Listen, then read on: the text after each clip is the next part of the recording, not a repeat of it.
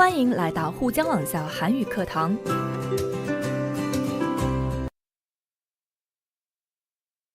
안녕하세요, 여러분. 신선생님입니다. 오늘은 여러분과 텔레비전 방송과 관련된 내용에 대해서 공부할 거예요. 그럼 우리 문법부터 공부해 볼까요? 여러분은 텔레비전을 많이 보세요? 아니면 잘 안 보세요? 그냥 적당히 보세요? 텔레비전을 보는 시간에 따라서 사람들을 나누어 보면 텔레비전을 많이 보는 사람과 적당히 보는 사람, 적게 보는 사람, 그리고 아예 보지 않는 사람으로 나눌 수 있습니다. 저는 텔레비전을 좀 많이 보는 편이에요. 그래서 텔레비전을 많이 보는 축에 들어요. 이렇게 사람들을 나누고 내가 어떤 사람들과 비슷한지 설명할 때 는, 은, 니은 축에 들다 라는 문법을 사용합니다. 여기에서 축에 들다는 그 부류에 포함되다의 의미로 그러한 부류의 사람들에 들어간다의 의미입니다. 그리고 명사와 같이 쓸 때는 축에 들다, 동사와 같이 쓸 때는 는 축에 들다, 형용사와 같이 쓸 때는 은 또는 니은 축에 들다를 사용합니다. 그럼 나는 텔레비전을 많이 보는 사람과 비슷할 때 어떻게 이야기했나요? 네, 조금 전에 선생님이 이야기한 것처럼 저는 텔레비전을 많이 보는 축에 들어요. 이렇게 말할 수 있겠죠? 그럼 예문을 보면서 좀 더 자세히 살펴볼까요? 첫 번째 예문은 그 정도로 부자축에 드나요? 명사와 같이 써서 반대로 질문하고 있습니다. 그 정도로 부자축에 드나요? 라고 묻는 것은 그 정도로는 부자의 부류에 들어가지 않는다는 것을 의미합니다. 그 정도는 부자가 아니에요의 의미겠죠. 다음 예문을 볼까요?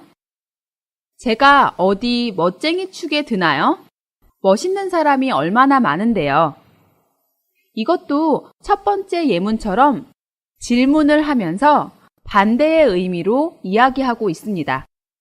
이 사람은 좀 겸손한 것 같네요.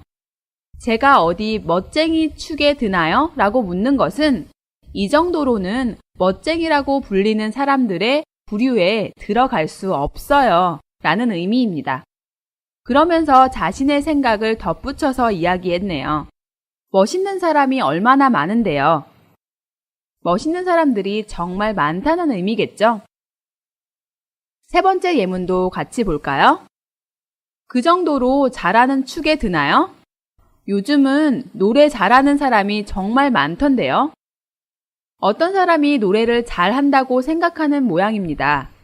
그러니까 요즘은 노래를 잘하는 사람이 정말 많아서 그 정도 수준으로는 노래를 잘하는 부류에 들어가지 못한다는 이야기를 하고 있네요. 다음 예문도 볼까요? 제가 많이 하는 축에 드나요? 영수는 하루에 8시간 공부한대요. 이번에도 질문을 하면서 반대로 이야기를 하고 있습니다. 질문을 하면서 그 부류에 들어가지 않는다고 이야기하네요. 어떤 부류인가요? 네, 여기에서 말하는 부류는 공부를 많이 하는 부류입니다. 공부를 많이 하지만 하루에 8시간 공부하는 영수보다 적게 하기 때문에 그런 부류에 자신이 들어가지 않는다는 것을 의미하죠. 그럼 마지막 예문도 볼까요? 이게 좋은 축에 드나요? 더 좋은 물건이 많잖아요. 마지막 예문도 반대로 질문을 하면서 아니라는 것을 강조하고 있어요. 더 좋은 물건이 많기 때문에 좋은 부류의 물건에 들어가지 않는다는 의미를 표현하고 있습니다. 여러분 좀 이해가 되셨나요? 다시 정리하자면 는, 은, 니은 축에 들다는 명사, 동사, 형용사와 같이 쓸 수 있고 그러한 부류에 들어간다는 의미를 나타내기 위해서 사용하는 문법이었습니다.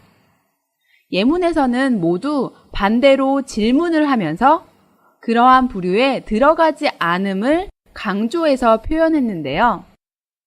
그리고 사람과 물건에 모두 사용할 수 있는 표현입니다. 그럼 이제 책에 있는 활용 연습을 함께 볼까요? 책 223쪽에 활용 연습이 있습니다. 질문을 보고 여러분이 어떤 부류의 사람이라고 생각하는지를 가족이나 친구들과 비교해서 이야기해보는 연습입니다. 예를 들면 부지런합니까?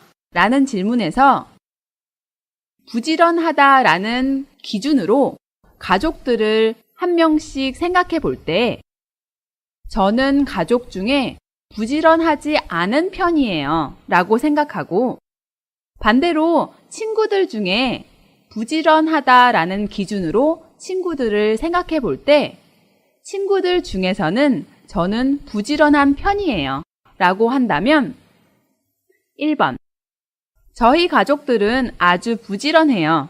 그래서 저희 가족 중에서는 제가 좀 게으른 축에 들어요. 하지만 친구들 중에서는 제가 부지런한 축에 들지요. 여기에서 게으르다는 부지런하다의 반대말로 어떤 일을 할 때 빨리빨리 부지런하게 하지 않고 하기 싫어서 좀 천천히 하거나 하지 않거나 하는 것을 게으르다 라고 표현합니다. 그럼 다음 질문에도 답해 볼까요? 질문에 대한 대답들을 적어서 다음과 같이 쓸 수 있습니다. 그럼 가족들과 친구들과 비교하면서 나는 어떤 사람인지에 대해서 이야기해 볼까요? 어떻게 말할 수 있을까요? 말이 많다? 말이 많다에서 많다는 형용사입니다.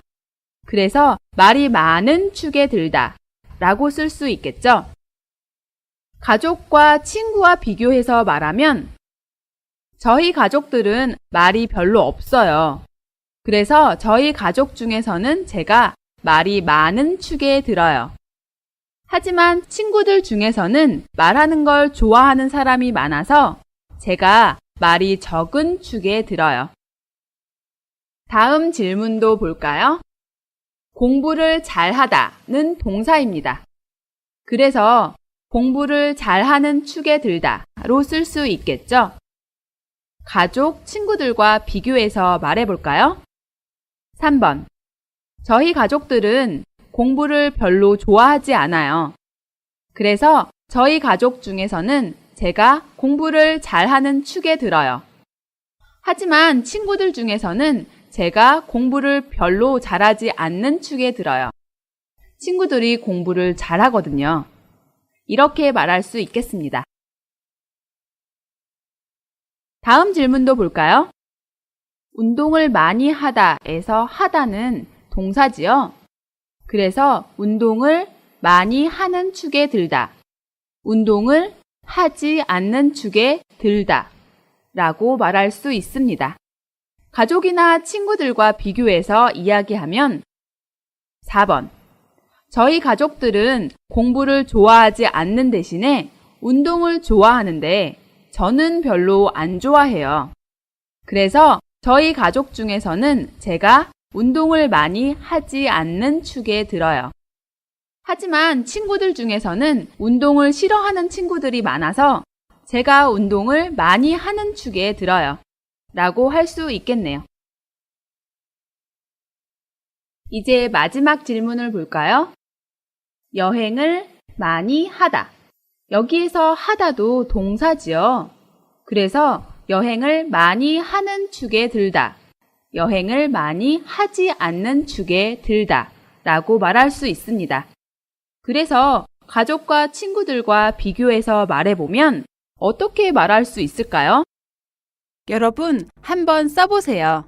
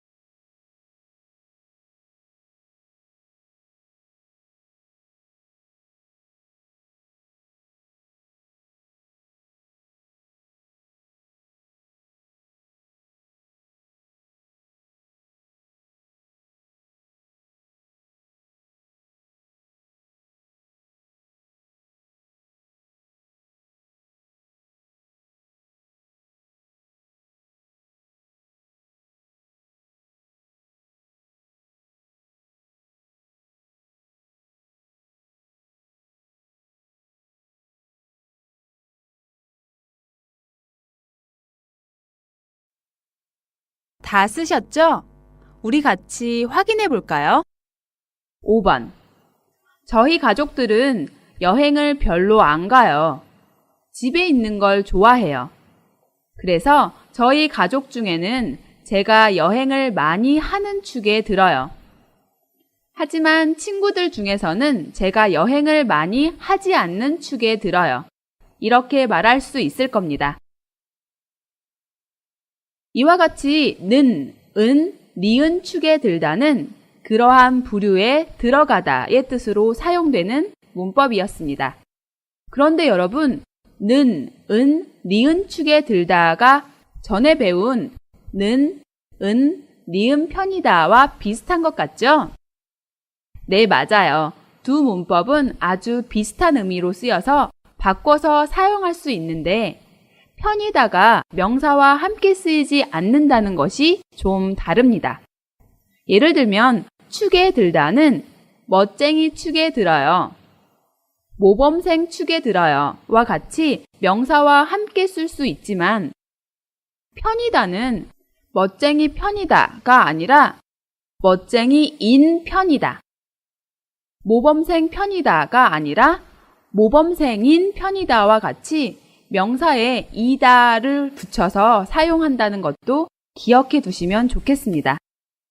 그렇지만 동사나 형용사의 경우에는 영수는 공부를 잘하는 축에 든다와 영수는 공부를 잘하는 편이다. 영수는 키가 큰 축에 든다와 영수는 키가 큰 편이다는 서로 바꾸어 써도 그 의미가 아주 비슷한 문법입니다. 여러분 좀 정리가 되시나요? 그럼 두 번째 문법을 공부해 보겠습니다. 여러분은 배가 아주 고플 때 피자를 먹고 싶으세요? 아니면 햄버거를 먹고 싶으세요? 배가 아주 고플 때는 피자든 햄버거든 아무거나 다 괜찮겠죠?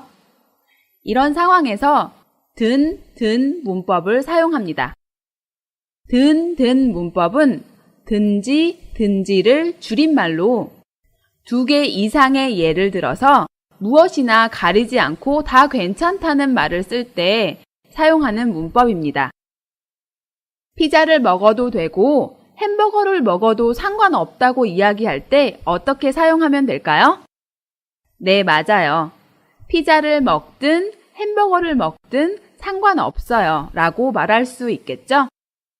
그럼 우리 예문을 보면서 자세히 살펴볼까요? 1번. 먹든 말든 네 마음대로 해라. 어머니가 밥을 안 먹겠다고 고집을 부리는 아이에게 하는 말인 것 같은데요. 무엇을 네 마음대로 하라고 하시나요?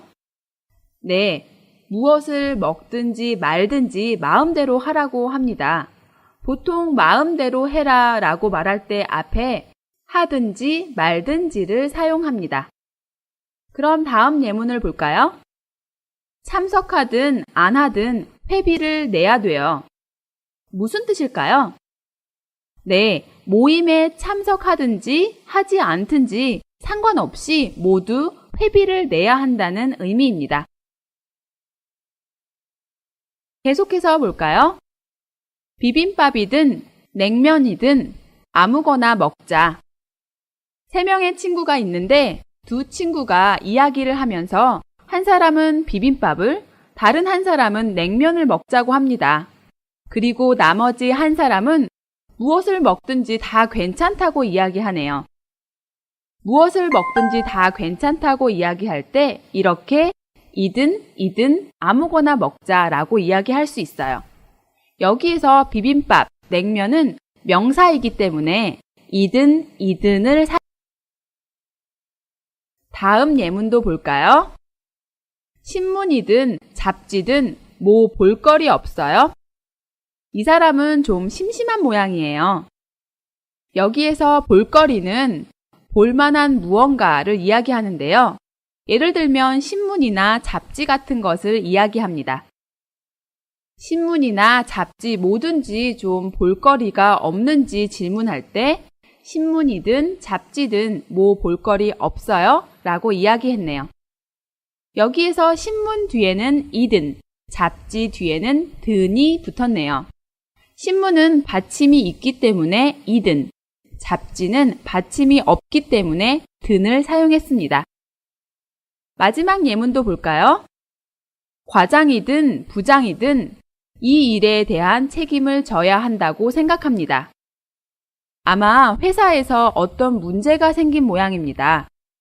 어떤 일에 대한 책임을 져야 한다고 하네요. 누가 책임을 져야 할까요? 물론 가장 위에 있는 사람이 책임을 져야겠죠. 회사에서는 보통 일을 혼자 하지 않고 팀으로 하기 때문에 그 팀을 관리하는 사람이 과장이나 부장입니다.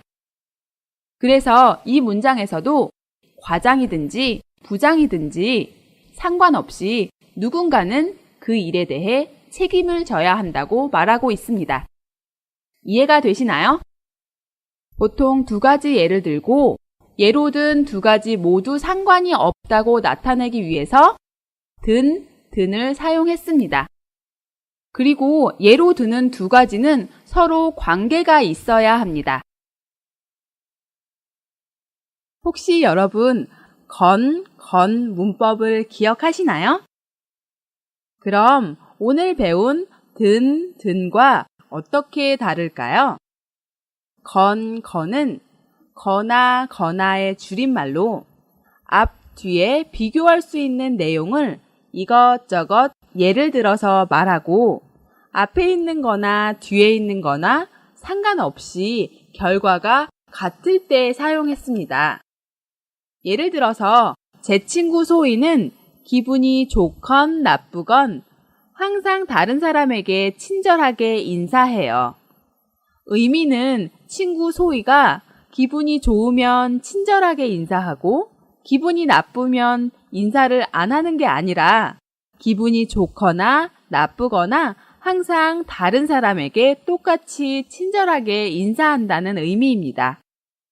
반면에 든은 든지의 줄임말로 두 가지 이상의 예를 들어서 아무거나 선택해도 상관이 없다는 이야기를 하고 싶을 때 사용합니다.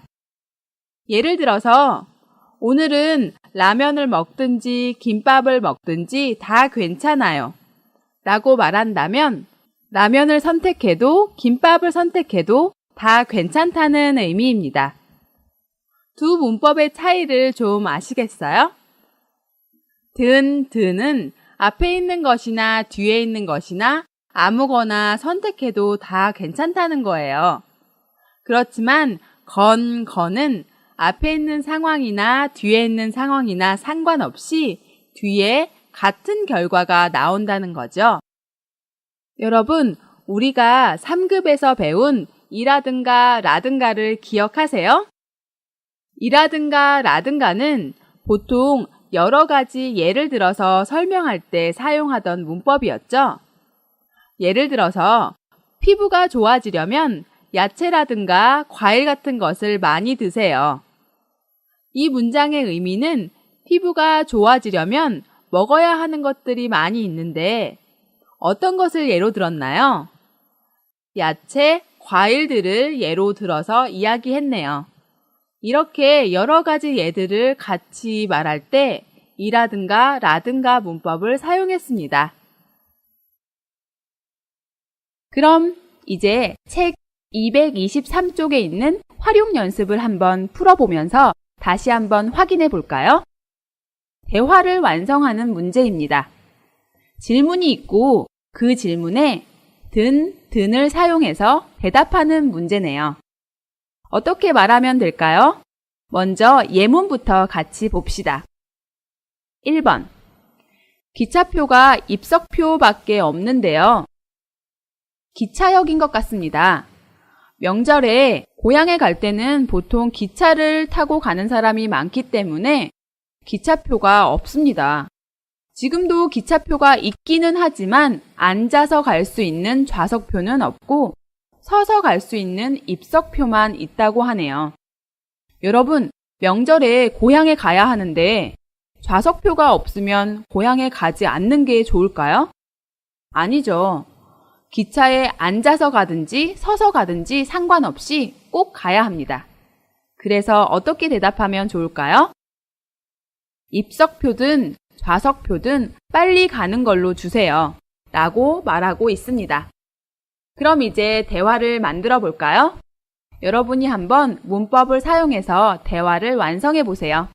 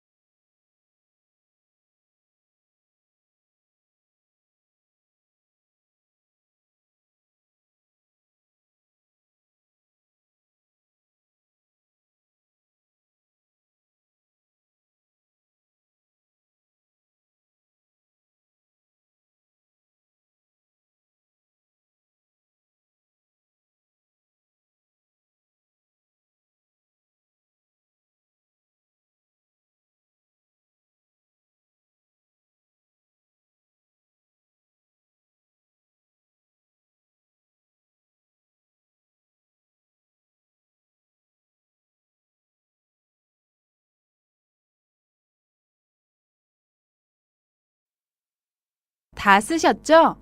우리 같이 확인해 볼까요? 2번. 뭘 먹을까요? 김치찌개가 좋으세요? 된장찌개가 좋으세요? 친구와 같이 식당에 갔는데 친구가 김치찌개가 좋은지 된장찌개가 좋은지 물어보고 있습니다. 저는 둘 다 괜찮다고 말하고 싶으면 어떻게 표현할까요? 네, 김치찌개든 된장찌개든 다 괜찮아요. 라고 말하면 되겠네요. 다음 대화도 계속해서 볼까요? 제가 한번 찾아뵈려고 하는데 언제가 좋으세요? 여기에서 찾아뵙다는 보통 윗사람에게 말할 때 쓰니까 여기에서도 누군가 윗사람을 만나러 가고 싶어서 편한 시간을 물어보고 있는 상황입니다. 그럼 어떻게 이야기를 연결하면 좋을까요? 시간에 대해서 말하는 거니까 평일이나 주말 또는 오전이나 오후 또는 오늘이나 내일 등 모든 예를 들어서 말할 수 있겠습니다. 그래서 평일이든 주말이든 언제든지 괜찮습니다. 라고 말할 수 있습니다. 물론 오전이든 오후든 언제든지 괜찮습니다. 오늘이든 내일이든 언제든지 괜찮습니다도 모두 가능합니다. 다음 질문을 볼까요? 영수는 못 올 것 같은데 연락을 해야 해요? 영수는 못 올 것 같은데 연락을 해야 하는지 묻고 있습니다.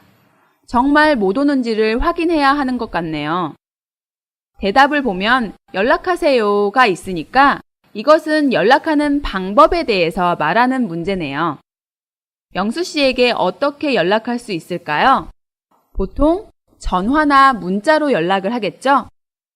그래서 문자든 전화든 연락하세요 라고 대답할 수 있겠네요. 마지막 질문을 볼까요? 이번 휴일에는 뭘 할까요? 아마 이성 친구나 부부의 대화인 것 같습니다. 휴일에 무엇을 할지 묻고 있네요. 여러분은 휴일에 남자친구나 여자친구와 무엇을 하세요? 휴일은 하루라서 여행을 가기에는 시간이 좀 부족하니까 보통 영화를 보거나 외식을 할 수 있겠죠? 그리고 무엇을 하든지 다 괜찮다고 이야기하고 싶다면 어떻게 표현할까요? 영화를 보든 외식을 하든 아무거나 합시다. 이렇게 대답할 수 있겠네요. 자, 어떻습니까, 여러분? 든을 어떤 상황에서 어떻게 말하면 되는지 이해가 되시나요? 쉽게 정리하자면 든은 2개 이상의 예를 들어서 무엇이나 가리지 않고 선택해도 다 괜찮다고 표현하고 싶을 때 사용합니다. 또 동사, 형용사에 모두 사용할 수 있고 명사를 쓸 때는 이든을 사용합니다. 이때 명사에 받침이 있으면 이든, 받침이 없으면 든이 붙습니다. 어렵지 않죠? 문법은 이해하는 것은 어렵지 않지만 알맞은 상황에서 잘 사용하는 것이 어렵습니다. 선생님과 같이 활용 연습을 할 때 선생님이 설명을 듣고만 있지 말고 입이든 손이든 아무거나 사용해서 문장을 만들어 보세요. 여러분이 문법을 이해하고 또 잘 사용하는 데에 큰 도움이 될 겁니다. 我们来做个小练习吧。